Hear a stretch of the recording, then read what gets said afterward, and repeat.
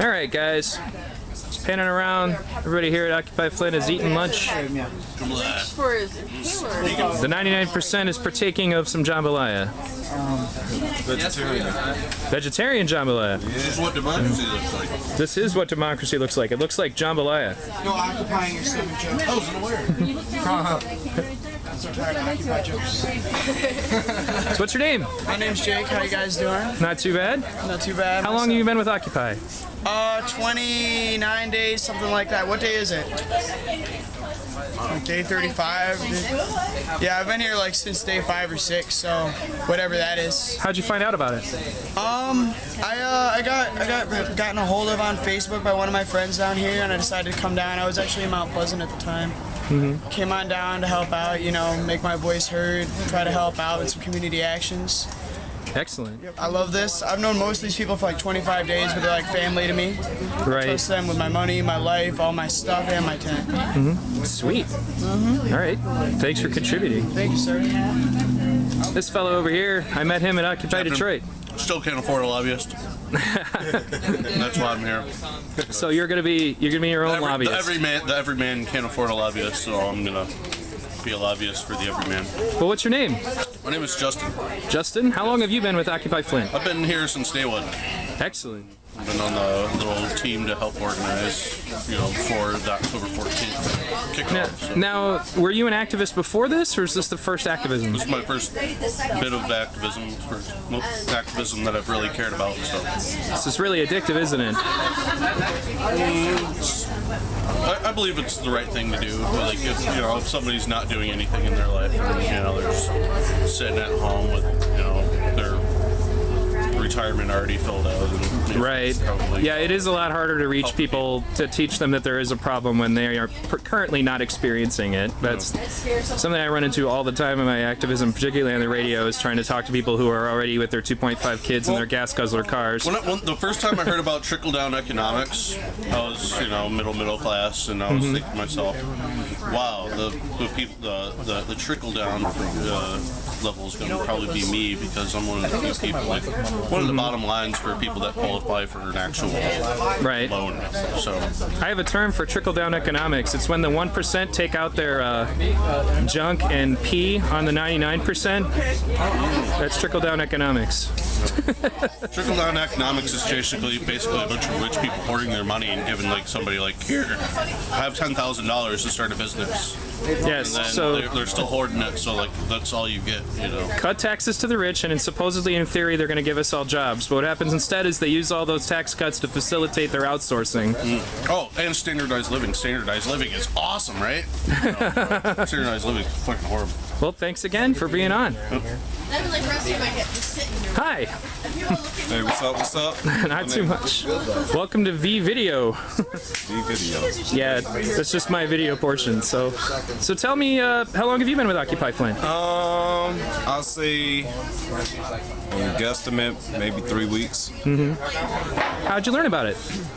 I was going downtown, seeing some people protesting in front of the bank, read a couple of signs. Some of the statements on there captured my attention.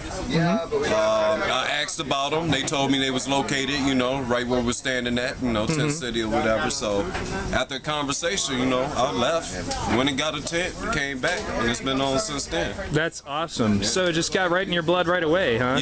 Yeah. Before that, I was just constantly researching, some legal stuff, some things pertaining to occult knowledge, some economical things, but mostly the legal end of it. Is this your first time protesting or being involved in activism?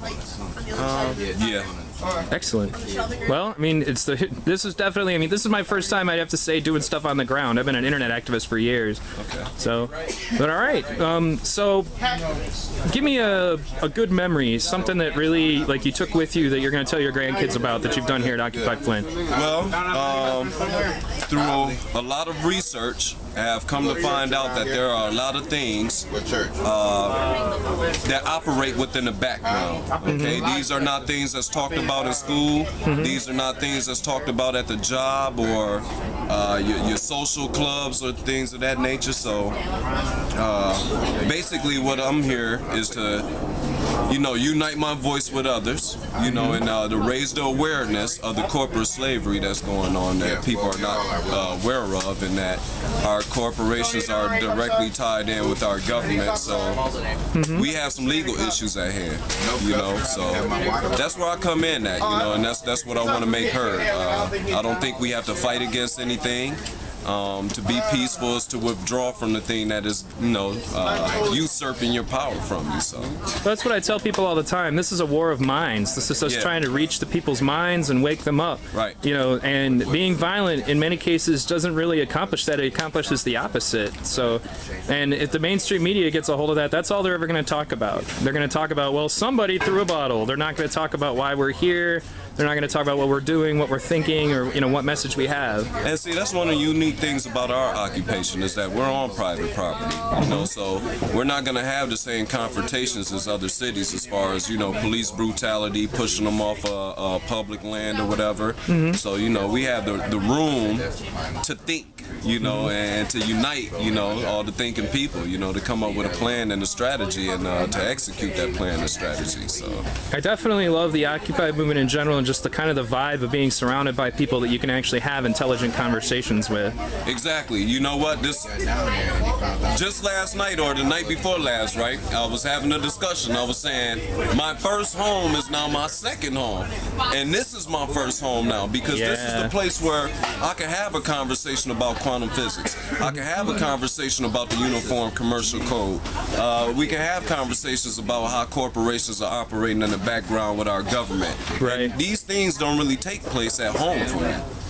So this has become my first home now. And where I live is now my second home. But this is where I live right now. Oh, I felt the same way when I went to Occupy Detroit. The first time I came home, I felt homesick. I'm in my house, but I feel homesick for the place I just was. Right. Exactly. It's just so amazing to be involved in all these great conversations we have with people, and it just destroys the mainstream media's crap about claiming we're all a bunch of uneducated, lazy, can't find a job people. No. We do have a problem with finding employment. Well, now, this is Michigan. You're right. And these people want to work. Yeah. It's not that they don't want to work. It's our economical crisis is real heavy right now. I know people with master degrees still struggling to find jobs. Absolutely. So what we have is a bunch of people full of energy. They want to work, and then they want a fair shake. Right. No one wants to feel like a prostitute at the end of the day. Yeah, absolutely. Well, I agree with that. What we have here is a strong unification. If you check out the structure and everything around, I think it's pretty obvious.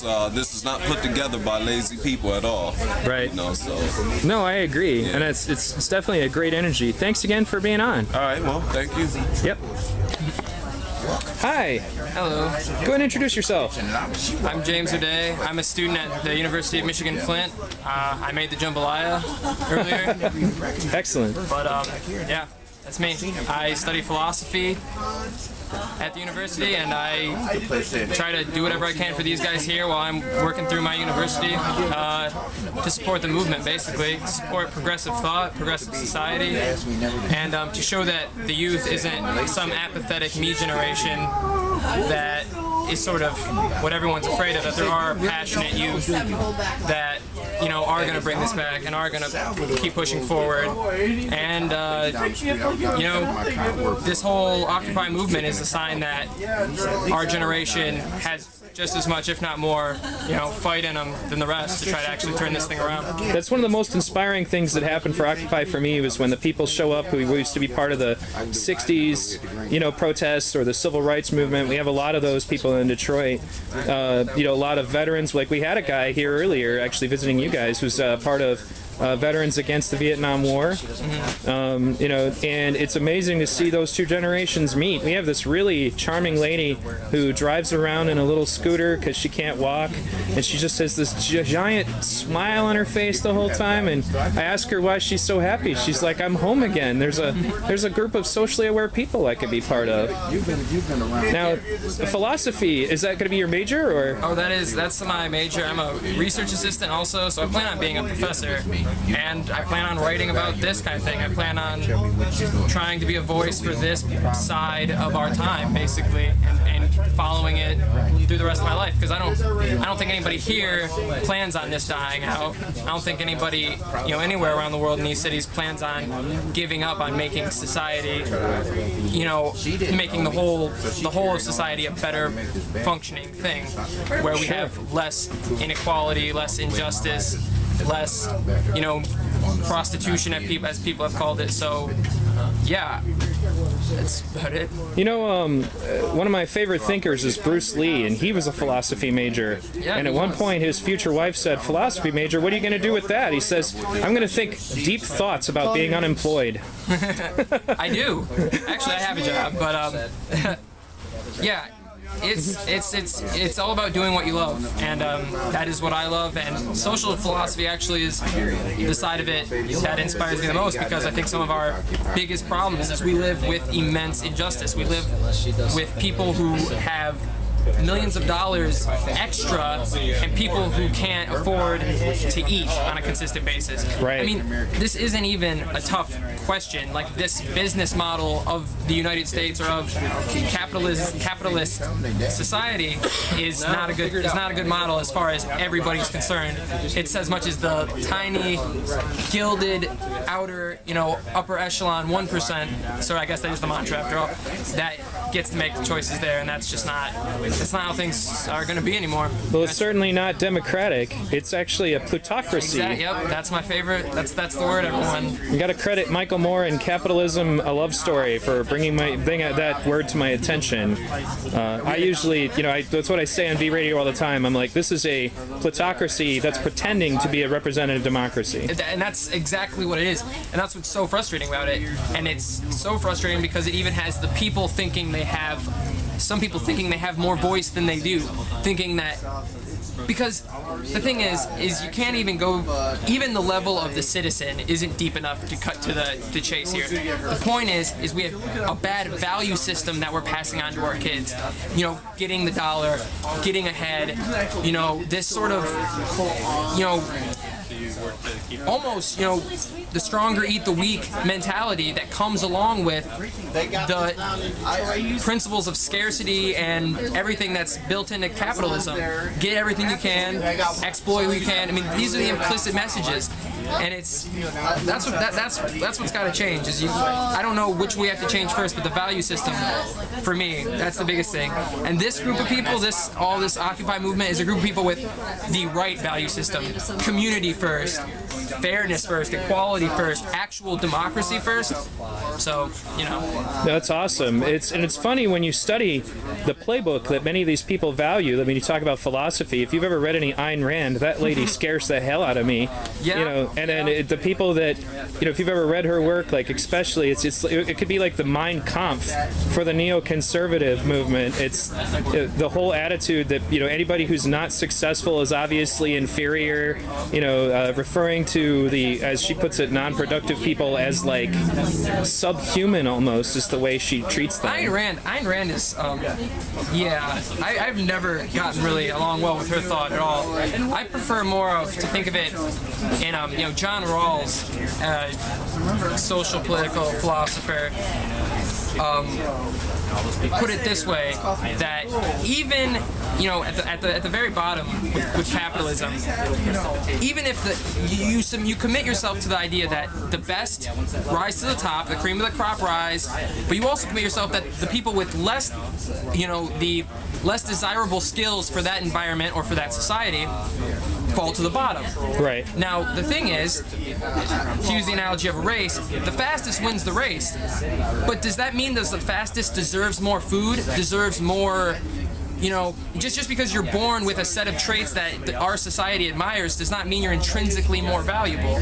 You know what I mean? I mean, look at our society. If you're born able to, play a sport to the best, you're gonna get you're gonna get a ton of money and a ton of food, ton of resources. You're gonna survive. That's really funny. That or if you're born to a rich family, I'm entitled to be part of a rich family because I have talents and you don't. It doesn't make any sense. Our society's not, even if it was set up to fairly reward all of the people with talent, that's still not fair.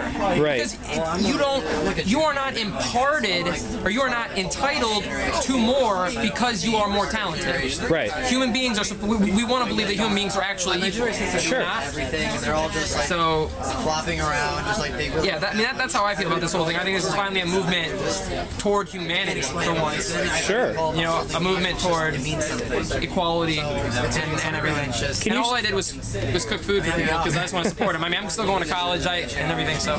Oh, then you don't fit the mold. You can't possibly be part of Occupy. You're getting educated, and you know what you're talking about. You know, and this is all sarcasm for anybody who didn't pick it up. Of course. But that's one of the reasons I'm here, is to shatter the mainstream media's nonsense about how everybody here is supposedly uneducated and unemployed and lazy. No, I'm employed, educated, and I plan on hopefully being one of the voices for this thing because I want to write this story, so to speak. Well, you're already a voice for it right now. Maybe one of these days I'll bring you on my radio show. You can be a panelist.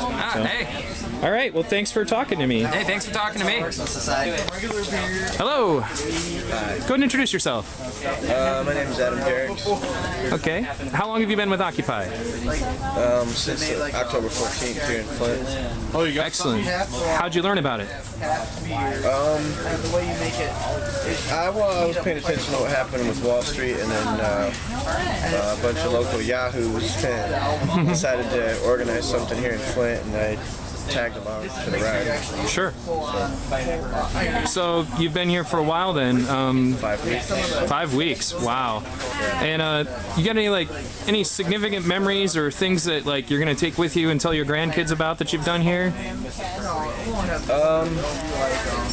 Yeah, that for the first time in my life, and just the luck and opportunity in my life to experience what I think is sort of a generational type of revolution.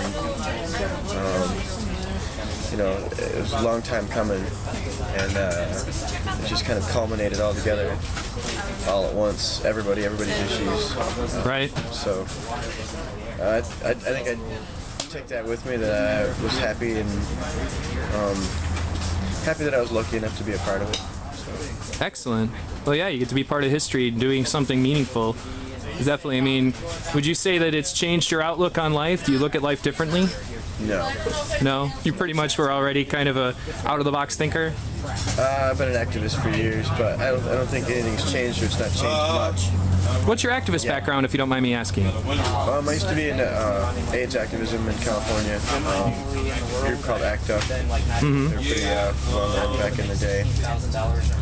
I've done a lot of other work too, but primarily for about 7 years I was treasurer for them in San Francisco. Well, that's cool. All right, well, thanks for being on. You interviewed? Yeah. It's an occupooch. It is. Right now it's smelling good. Okay, so in my bag, what I keep. So what's the dog's name? Burley. Say that again? Burley. Burley. Yeah. Hello, Burley. How long have you been with Occupy? I've got canine listeners. There could be female dogs looking at you right now and checking you out. Some lesbian action. Yeah. Oh my goodness, I got it wrong. Well, hey, identifying the genders of dogs is not part of my normal work as an activist journalist. So, but, however, you might be better at answering questions. What's your name? Question, Julie. How long have you been with Occupy Flint? Since the first day, off and on. It's got an eagle. I'm with Jason, who's here constantly, but I'm here. Sweet. Well, do you have any specific memories that stick out? Things that you've done here?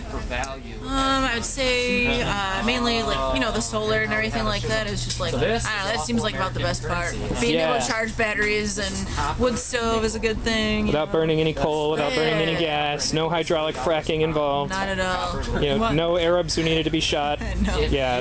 We were going through $40 worth of propane a day until the wood stove and stuff to keep warm, barely warm, and now it's just wood, free wood from a donation. information. So that's excellent. So have you been part of any of the direct actions? I've been down, on the front line and all that, protesting and stuff like that, or demonstrating, and that's basically it. The marches. I've been part of one of the marches and stuff like that. We did on November 5th.